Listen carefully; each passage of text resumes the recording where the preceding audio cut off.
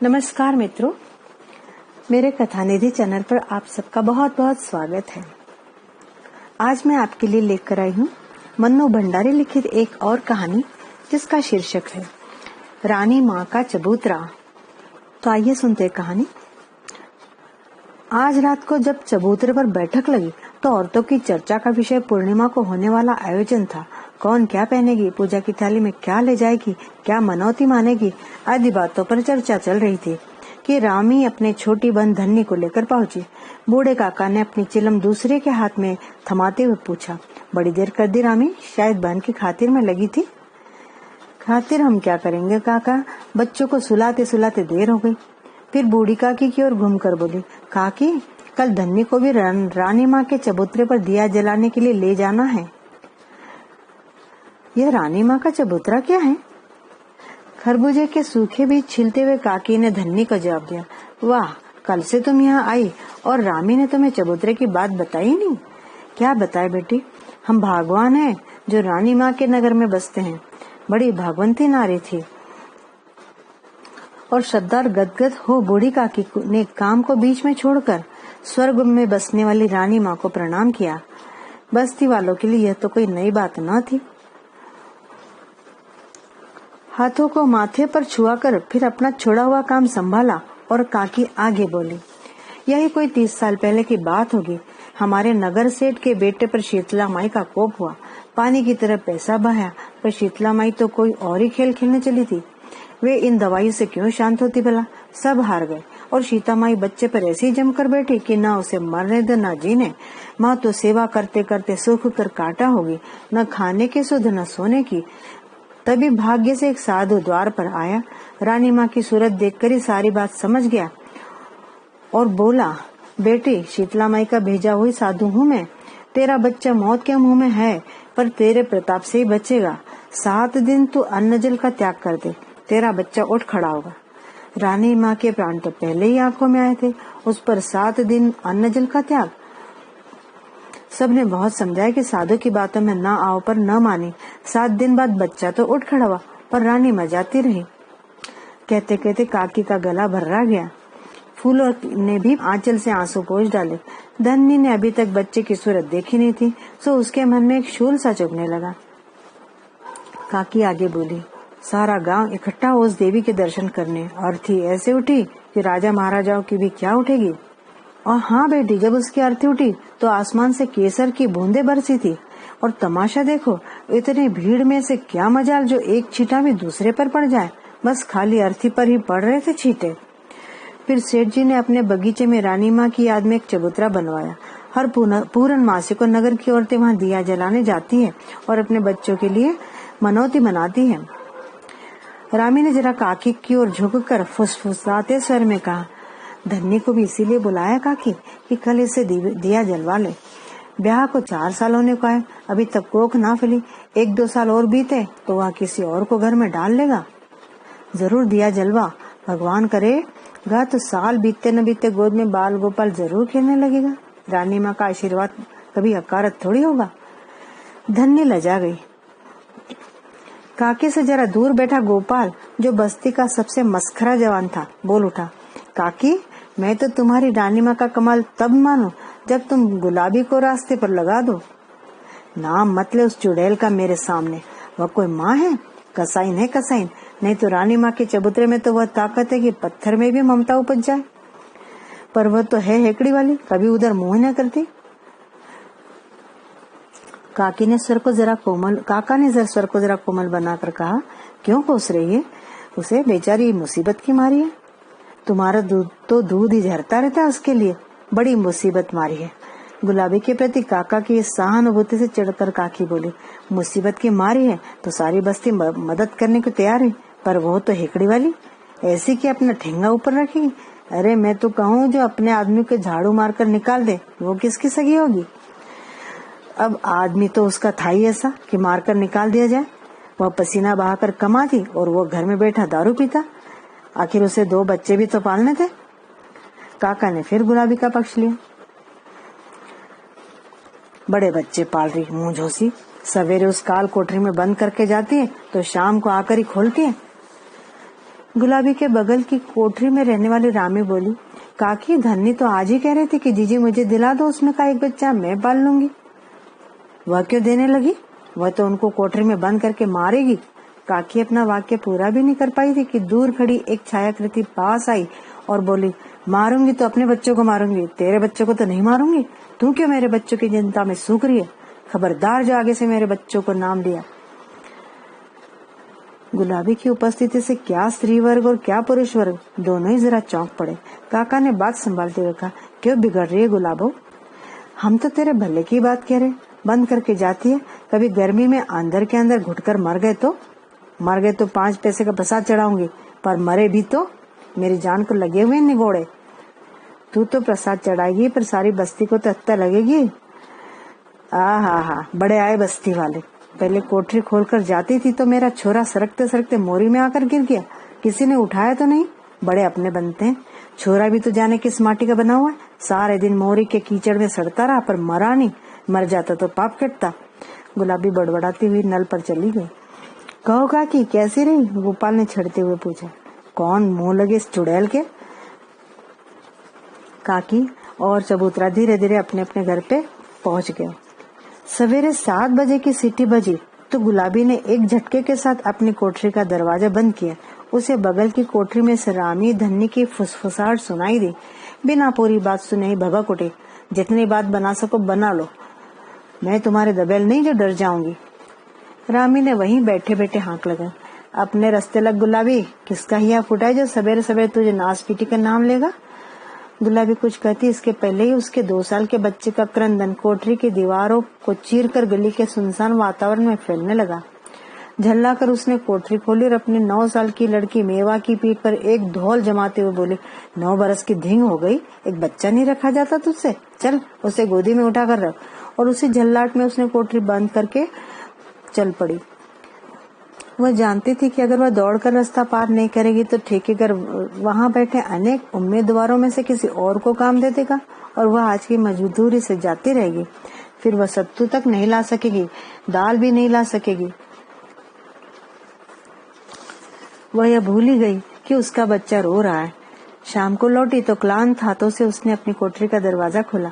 देखा मेवा एक कोने में लुढ़की पड़ी सो रही है और 2 साल का वह मांस का लोथड़ा मेले में सना हुआ मिमिया रहा था।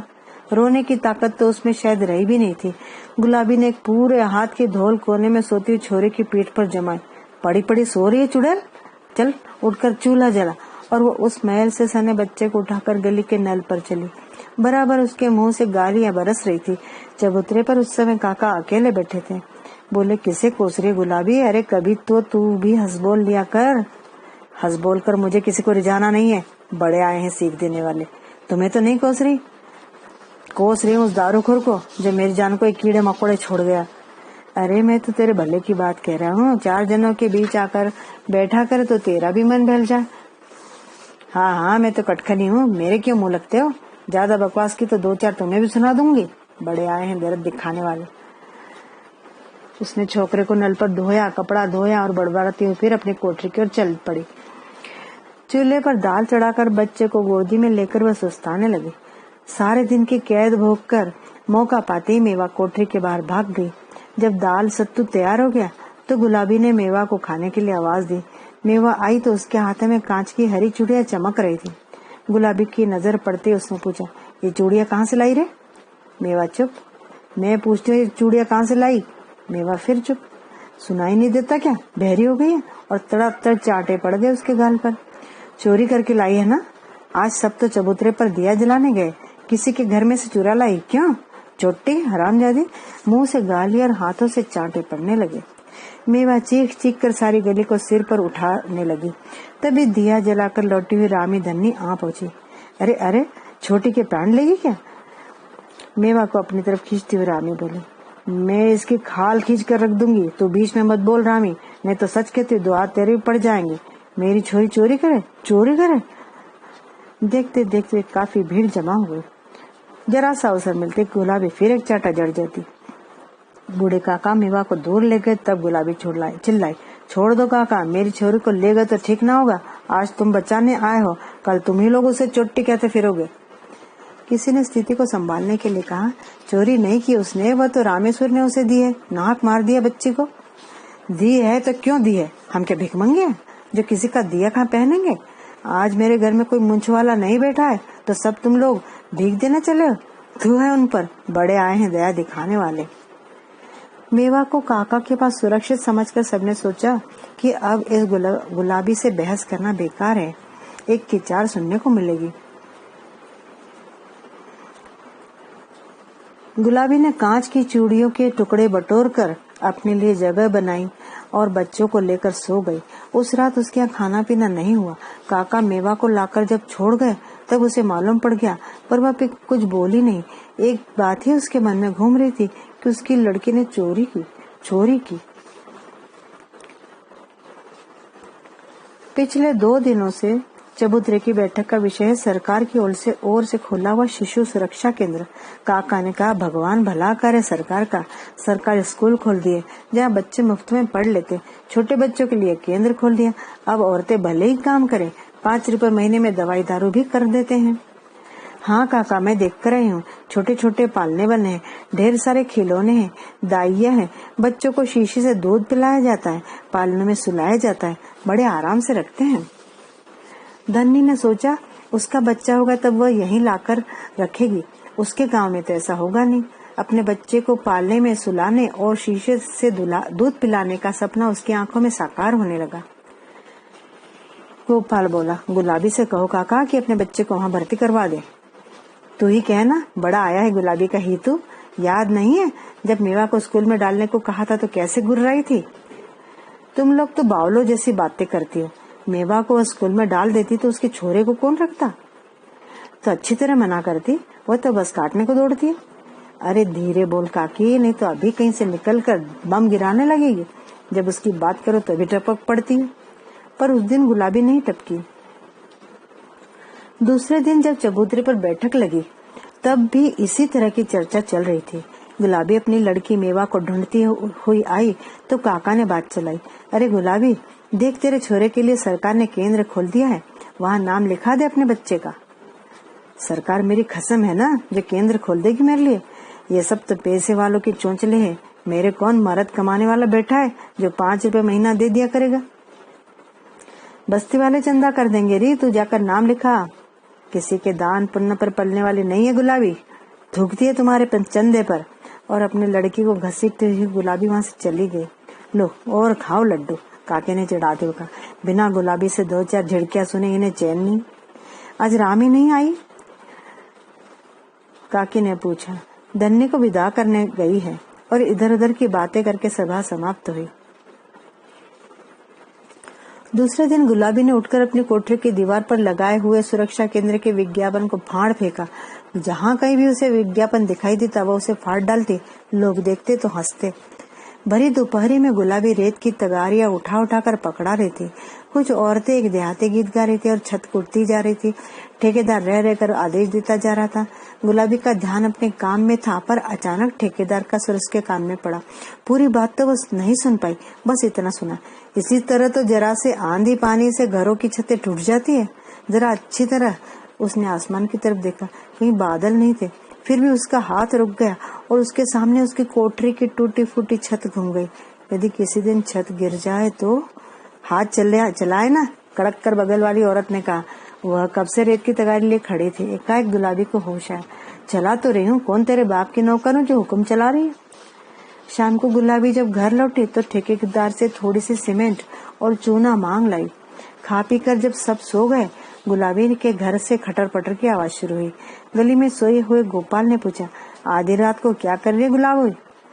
तेरी कब्र खोद रही हूँ। जाने कैसे लोग हैं इस बस्ती के कि गुलाबी के काम में टांग अड़ाए बिना इन ससुरों की रोटी हजम नहीं होती। मर चुड़ैल। और गोपाल सो गया। उस दिन सारी रात कोठरी में कुछ न कुछ काम होता ही रहा। दूसरे दिन रामी ने आकर चबूतरे की बैठक पर सूचना दी कि गुलाबी काम से लौटी, खाया पिया और फिर बच्चों को बंद करके कहीं चली गई। जब रामी ने पूछा तो गुर्रा कर बोली, जा रही हूँ अपने खसम से याराना करने, तू भी चलेगी क्या? साथ ही रामी ने यह भी बताया कि इस बात को घंटा भर हो गया और अभी तक गुलाबी नहीं लौटी है। बच्चे दोनों बंद पड़े हैं, कुछ कौतूहल और कुछ उपेक्षा मिश्रित क्रोध से सारी बैठक गुंजने लगी। अरे दोपहर को जाती जाती अभी कहाँ गई? इस तरह तो बच्चे मर जाएंगे। ये कैसी माँ है? आदि अनेक बातें उठी और खत्म हो गई। जानने की इच्छा सब में थी पर साहस नहीं था पूछने का। गुलाबी के यहाँ क्रम जब दैनिक हो गया तब तो कौतूहल का निवारण परम आवश्यक हो गया। बिना इस बात को जाने सबका जीना जैसे दूभर हो गया। काका ने अनुमान लगाया कहीं चौका बर्तन का काम करने जाती होगी। और कहाँ जाएगी बेचारी? तुम्हारे लिए होगी बेचारी, काकी ने गुर्राते हुए कहा। हत्यारिन कहीं, क्यों जाती है चौका बर्तन करने?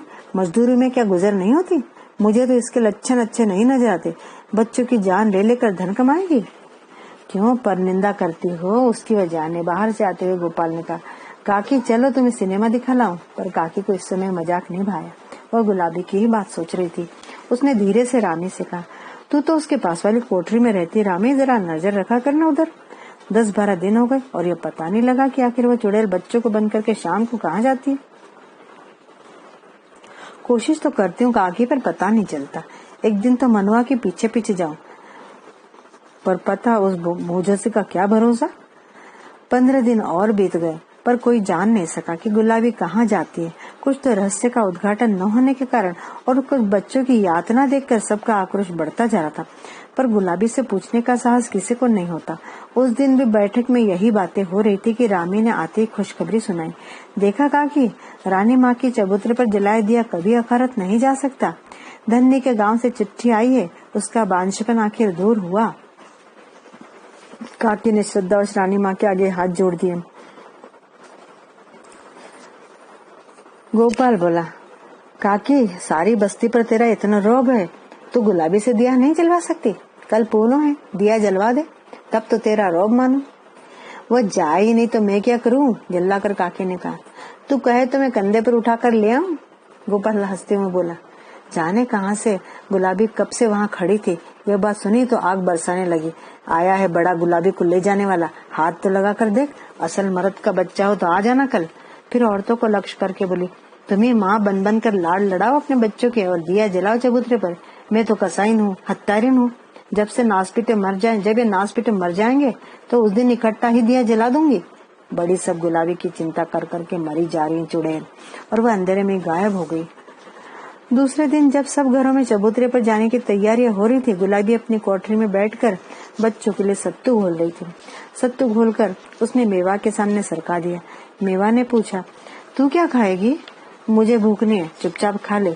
कल भी तो तूने कुछ नहीं खाया था माँ। कह रही हूँ चुपचाप खा ले, सुनी होता? जीभ लड़ाई जा रही है बैठे बैठे। तू तो आजकल जरा सा ही सत्तू लाती है माँ, अपने लिए नहीं लाती। गुलाबी ने आंसू भरी आंखों से मेवा की ओर देखा और खींचकर उसे अपनी छाती से चिपका लिया। दोनों बच्चे जब खाना पीना समाप्त कर चुके तो गुलाबी ने हंडिया से पैसे निकाले। बड़ी सावधानी से उन्हें आंचल में बांधा और जैसे ही मुड़ी तो देखा रामी दरवाजे पर खड़ी उधर ही देख रही है। बिना एक शब्द बोले उसने दरवाजा बंद किया और चली गई। जब सब औरतें वहाँ इकट्ठी हो गई तो रामी बोली, दैया रे, आज गुलाबी ढेर सारे पैसे आंचल में बांध कर गई है, वापस लौट आए तो समझना। पैसे बांध कर? हाँ, मैंने अपनी आंखों से देखा है। मुझे तो लगता है कि चौका बर्तन की आड़ में कोई और ही लीला चल रही है। कौन उस पर नियत बिगाड़ेगा? सूखा छुहारा तो है। मर्दों का कोई भरोसा नहीं, जो न कर गुजरे सो थोड़ा। रामी मुस्कुराई। जब दिया जलाकर औरतें लौटी तो देखा कि गुलाबी की कोठरी वैसे ही बंद थी। जल्दी जल्दी कपड़े बदलकर फिर चबूतरे पर बैठ गई। सारी बातें बढ़ा चढ़ा कर बताई गई। रोज कब तक लौट आती थी? काका ने पूछा। इस समय तक तो लौट आती थी, रामी ने जवाब दिया। आज तो वह नहीं लौटने की, सारी बस्ती का काला मुंह करके ही मानेगी चुड़ैल। उसके बच्चों को कौन पालेगा अब? चूल्हे में जाए उसके बच्चे। माँ होकर जब उसे दर्द नहीं आए तो हमें क्या पड़ी है? गोपाल ने कहा, चाहे जो भी खर्च हो जाए, कल ही जाकर रानी माँ के चबूतरे के पास ही गुलाबी का एक चबूतरा बनवाऊंगा। जब वहाँ दिया जलाने जाओ तो लगे हाथ गिन गिन कर 10 जूते इसके चबूतरे पर मार दिया करना। तभी काका ने सबका ध्यान गली के मोड़ की ओर खींचा। चांदनी के प्रकाश में सबने देखा कि गली के ही 2 आदमी गुलाबी के अचेत शरीर को उठाकर ला रहे हैं। चबूतरे की सारी भीड़ उस ओर दौड़ पड़ी। क्या हुआ?